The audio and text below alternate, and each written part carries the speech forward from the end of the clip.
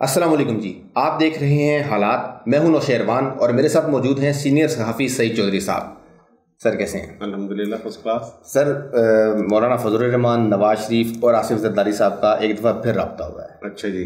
अब कोई गिले शिकवे नहीं हुए, अब मुस्तकबिल के लाहे अमल पे बात हुई है। यार पहले भी मुस्तकबिल के लाहे अमल पे बात होती थी। बिल्कुल। पहले तो कल जब तूने म्यूजिक चलाया था ना सर, बस वो लेकिन टेक्निकल उन दोस्तों को बताओ ना कि क्या दोस्तों से माजरत। तो असल में हमारे कल माइक ख़राब था, ऑडियो ठीक रिकॉर्ड नहीं हुई। इन्होंने एक वीडियो पे बाकायदा बड़ा एहतजाज किया था और बड़ी माफ़ी मांगी। और आज फिर आप लोगों ने वही काम सर, वो असल में ऑडियो रिकॉर्ड ठीक नहीं थी, तो ऑडियो की नॉइज़ रोकने के लिए काम किया था।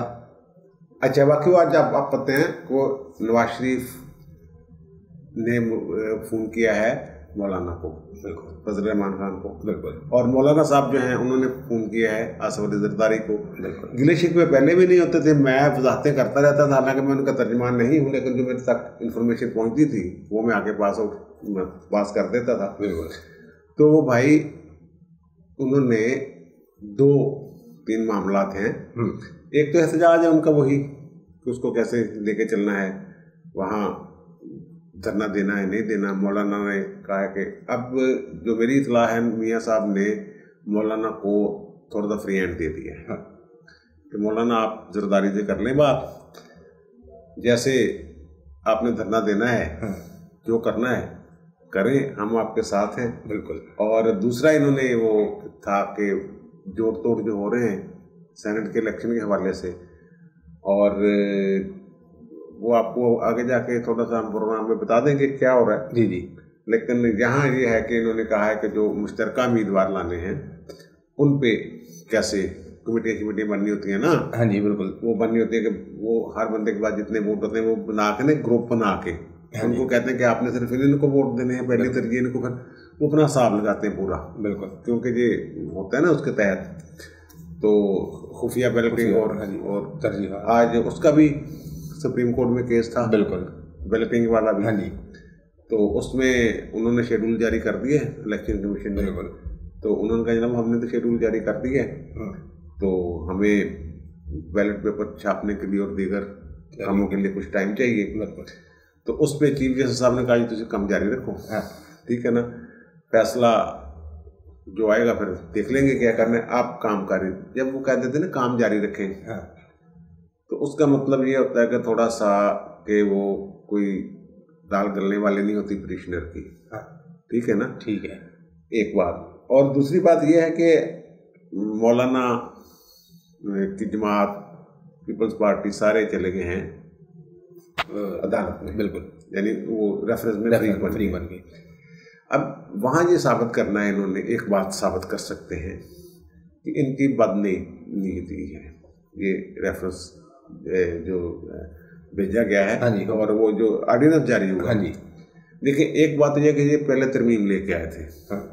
अदालत ने फैसला करना होता है, देखना होता है कि पार्लियामेंट की इस कानून के पीछे क्या मंशा है, और वो फिर अल्फाज से लेते हैं।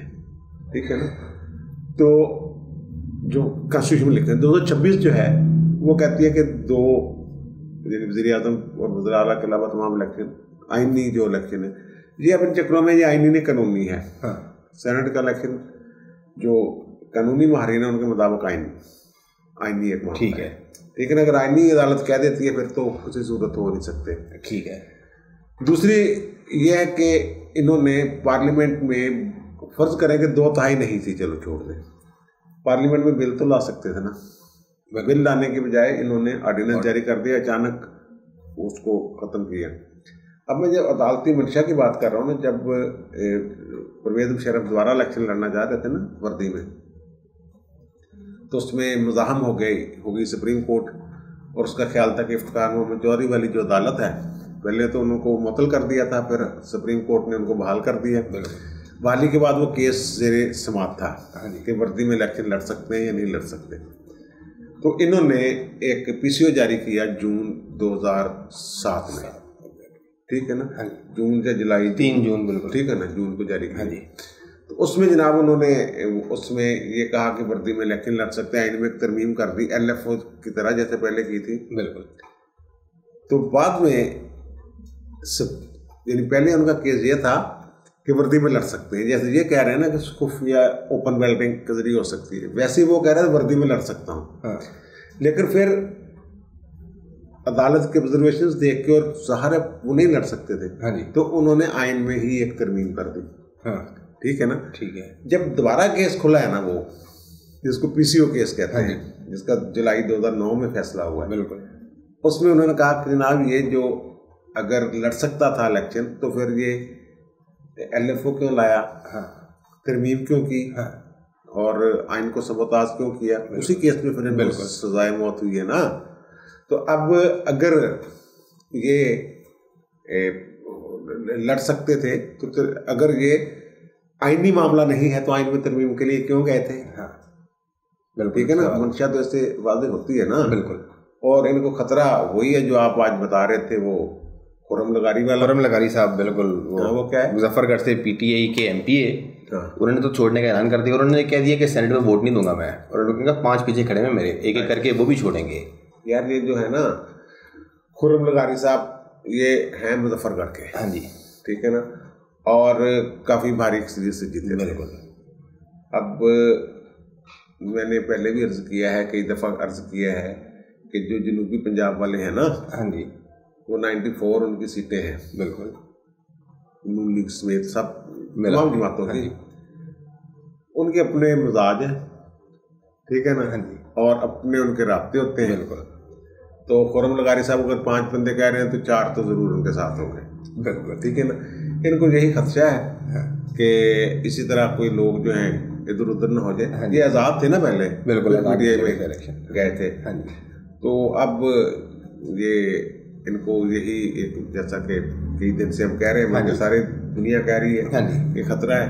वो कहते हैं कि रोन गए हैं कि मैं ओपन बैलेटिंग ना करवाई थी, खुफिया से ये रोएंगे। हाँ जी। तो रोना तो इनको पड़ा हुआ है। ठीक है ना। हाँ जी। तो फिर इसी तरह का एक और मामला है, वो जो कल इस्लामाबाद में एक तमाशा लगा रहा है, एहतजाज वगैरह। अब इमरान खान साहब ने उनका मुतालबात मान लिए हैं सरकारी मुलाजमीन के, और उनकी तनख्वाहों में इजाफे की मंजूरी दे दी है। अच्छा, वो मंजूरी दे दी है। वो कल हमने ये कह दिया था आखिर पे, बिल्कुल, कि वो देख लेना कि ये मान जाएंगे और उनके मुतालबात भी मानेंगे और बंदे भी रहा कर देंगे। बंदे भी रहा करने, मुतालबात भी मान लिए। ठीक है ना। वो ये कह रहे थे 16वें तक चलो हम कुछ कर देते हैं, उन्होंने 19वें तक मनवा लिया। ठीक है ना। हाँ जी। ढाक रिलीफ है। हाँ जी। ये तो कल सबको पता है कि ढाक रिलीफ है। अब उसमें महंगे जो है ना, वो हम कह रहे थे कि जो इनके हफीज शेख हैं, हाँ जी, वो टांग अड़ा रहे हैं। हाँ। तो आज वो क्लियर हो गया, बिल्कुल, कि उन्होंने बकायदा ये प्रेस कॉन्फ्रेंस की है, शायद उनको ब्रीफिंग दी और उन्होंने कहा कि 100 अरब 100 अरब यानी 1 खरब रुपए चाहिए। ये जो पैकेज दिया है उसके लिए, बिल्कुल। तो वो 1 खरब के लिए हम फिर कहीं और से कट लगाएंगे। हाँ। किसी तरक्याती फंड पे या कहीं और, बिल्कुल, ठीक है ना, कट लगा के हम इनको देंगे, बिल्कुल, इनकी तनख्वाहों का मामला हल करेंगे। तो ये मिंगने झिंगने डाल के अब वो ना वो खुश और ना वो खुश, इन्होंने मुबारकबाद तो दी है, बिल्कुल, शेख साहब ने मुबारक हो गई, आपकी बात मान ली। लेकिन जो उनको डांगे मारी है, कल जो आंसू गैस फेंकी है, जो तशद्दुद किया है, उसमें माजरत भी कर ली उन्होंने।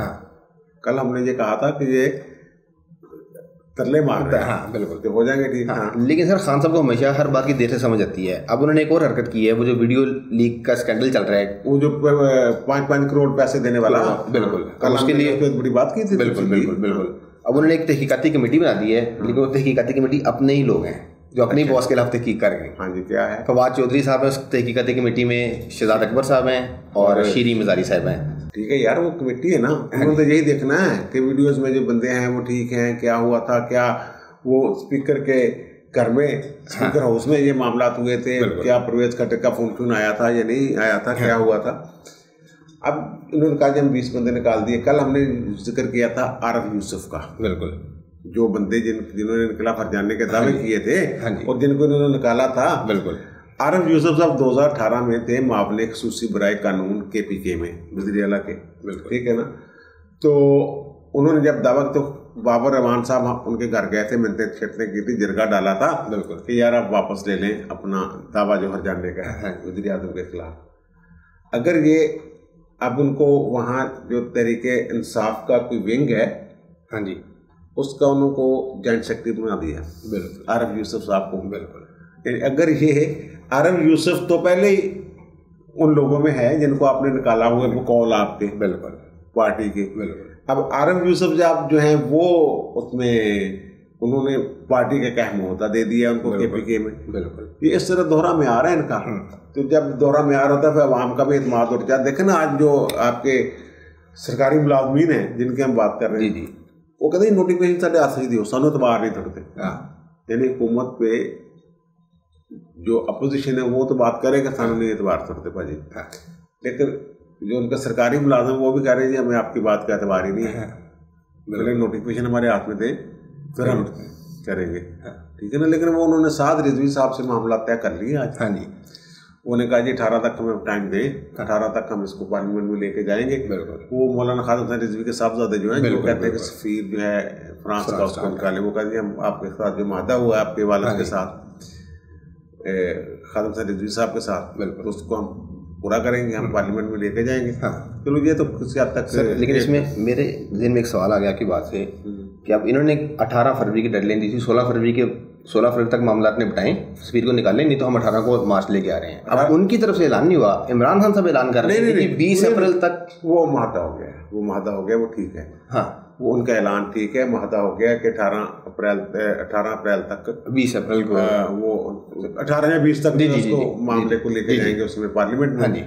तो पार्लियामेंट जो फैसला करेगी तो उसके मुताबिक हम करेंगे। हाँ जी। तो वो माती वाली बात उनकी, इमरान खान की ये बात तो ठीक है यार, ठीक है, हर ठीक है। नहीं सर, मुझे तो आपके कहने के बाद लोगों ने फेस टू फेस भी यूथ क्या कहना शुरू कर दिया है। वो कहते हैं चूंकि चोर साहब तेनों कहते नहीं सस्ते सर यार, मैंने तेरा पता ना तो बिच्चों जरी खबर करना। अच्छा, मैंने आपकी ना एक वीडियो देखी भी थोड़ी देर पहले, वो जो 50 करोड़ देने वाला मामला है, उसका केस था आज। तो आपने जो बातें की हैं उससे तासुर और मिलता है जो उससे पहले खबरें में देख रहा था जियो और वेबसाइट पे। खबरें जो है ना वो जो आती हैं अखबारात में या उसमें, वो टिकर चिकर होते हैं, उनको देख के वो तासर कायम हो जाता है। हाँ जी। लेकिन इसमें कुछ जो थी ना, मैंने जो बताया है कि वो ना वे जो मामूल के मुताबिक कार्रवाई होती है ना, उस तरह नहीं थी। मैं इतनी अच्छा रिपोर्टिंग की है कोर्ट की, बिल्कुल, तो मैंने देखी कार्रवाइयाँ। तो वो अचानक ही कुछ होता रहा उसमें, अचानक ये हो गया, अचानक ये हो गया। तो उसमें कुछ मिसकंडक्ट की बात भी है, कुछ अदालती डेकोरम को मुझे खातिर ना रखने की बात भी है। वो मैंने वीला की है, उसका यार लिंक दे देना है। ठीक है, उसका लिंक मैं दे दूंगा। ठीक है ना। अच्छा सर, ये अदालती मामला से मुतालिक एक हमारे व्यूवर हैं, उन्होंने सवाल किया है आपसे, उबैद खान साहब। उन्होंने कहा कि वो एक हमारे साबिक चीफ जस्टिस साकिब निसार और वो जस्टिस शौकत सिद्दीकी। शौकत सिद्दीकी साहब ने तो ISI के खिलाफ की जजमेंट दे दी थी ना। हाँ जी। उन्होंने वाज़े तौर पे पहले दी जजमेंट। बिल्कुल। जजमेंट पे हम कहते हैं कि कार्रवाई नहीं हो सकती। उन्होंने जजमेंट दी थी कि जनाब ये ना हसास अदारे जो हैं ये बेंच तक बनवाने के मामला में मुदाखलत करते हैं। जी, जिसको कहते हैं कि इसका बेंच बना दें, इसको कहते हैं इसका बेंच बना दें। तो जैसा कि हमने वो शहबाज शरीफ वाले में बताया था कि वो इंतज़ार हो रहा है हमजा शहबाज वगैरह के, वो बेंच तब्दील होता है या नहीं होता, कैसे होता है, वो हमने तो थोड़ा सा और तरफ ले गए थे मामले को। फिर उन्होंने बार में खिताब फरमा दिया था। खिताब में उन्होंने यही बात कर दी जो, और वहाँ बहुत नारे लगे उनके हक में। और ये एक मखसूस नारा है उनके खिलाफ, वो भी वहाँ लगे। लेकिन बाद में उसी बुनियाद पे उनके खिलाफ रेफरेंस चला गया और उन्होंने मिनट लगाया दिन ऐसे ऐसे ऐसे ऐसे करके वो चले गए, लेकिन फारग कर दिया उनको। अब उनकी जो है पिटिशन कॉन्स्टिट्यूशनल, वो उन्होंने चैलेंज किया उसको सुप्रीम कोर्ट में। एक आध हेयरिंग हुई है, वो तो यही है, ठीक है, इंतजार में कि उन्हें इंसाफ मिलता है या नहीं मिलता। सही है। जो दूसरे साहब हैं जो उन्होंने पहरा देना था एक डैम पे है, ठीक है ना, उनका नाम है मियां साकिब निसार साहब। वो भी इधर ही हैं अभी पाकिस्तान में, बाहर चले चले जाते हैं, सैर सपाटा करते हैं। सही है। वो यार कुछ ना थोड़े से हो गया उनके साथ कोई मामला। वो घर में तकरीरें करते हैं। अच्छा, मैं सीरियस बात कर रहा हूँ। वो हमारे तो बुजुर्ग हैं, लेकिन पता ये चला है कि वो ना आपस में ही घर में ही ना तकरीरें करते हैं, और थोड़ा ना उनका गुस्सा भी बढ़ गया है। और वो कुछ शिकवे भी करते नजर आए हैं कि मुझसे कुछ हो गया या कर दिया गया या करवा दिया गया। एक वकील साहब बता रहे थे, हाँ। एक दोस्त ने मुझे बताया कि उनको वकील साहब ने बताया कि मैं उनके घर जाता, माजी का मेरा उनके साथ है रहा। हाँ जी। तो जब रिटायरमेंट के बाद कुछ अर्से बाद में गया हूँ उनसे मिलने, तो वो वही जो मैंने बताया अभी फील कर रहे थे, यही हो रहा था। तो मैं ज़ाहरा ड्राइंग रूम में आया, तो वो आए तो मैं ज़ाहरा खड़ा हो गया मिलने के लिए उनसे। तो उन्होंने कहा किधर? मैं कहा सर बस वो सलाम करने आया था, हाल चाल। तो कहते वो खड़े रहे, उन्होंने मुझसे कहा ही नहीं बैठ बैठने के लिए नहीं कहा मुझे। तो मैं फिर आ गया सलाम करके कि बस ठीक है सर, हाल ही पूछना था। ये सर मुझे किसने बताया। अब अल्लाह ताला, हमारे एक दोस्त ने रब्ता किया था उनसे, साफी ने कि नाम इंटरव्यू दे दें, उन्होंने कहा नहीं देखेंगे। तो वो थोड़ा सा इस तरह का इशू हो गया। वो बस अल्लाह ताला की लाठी बेआवाज होती है, तो होती तो बेआवाज है लेकिन पता चल जाता है। हाँ जी। तो कुछ अर्से बाद चल जाएगा पता, लेकिन ये जो है ना वो हैं अभी पाकिस्तान में। ठीक है, यानी वो जो कहते हैं ना कनेडा चले गए या बरतानिया में शहरियत के लिए, ये खबरें गलत है।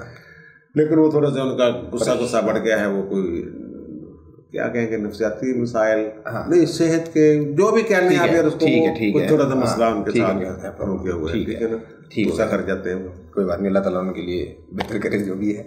ठीक है सर, आज तक के लिए इतना काफ़ी है, बहुत है। ठीक है जी, आपने सुन ली तमाम मामला पे चौधरी साहब की राय। आपकी क्या राय है कमेंट्स में ज़रूर बताइएगा। और हाँ, अगर आपने अभी तक हमारा चैनल सब्सक्राइब नहीं किया तो प्लीज़ सब्सक्राइब कर लें, बेल आइकन पर टच कर लें। आपसे मुलाकात होगी अगली वीडियो में, तब तक के लिए अल्लाह हाफ़िज़।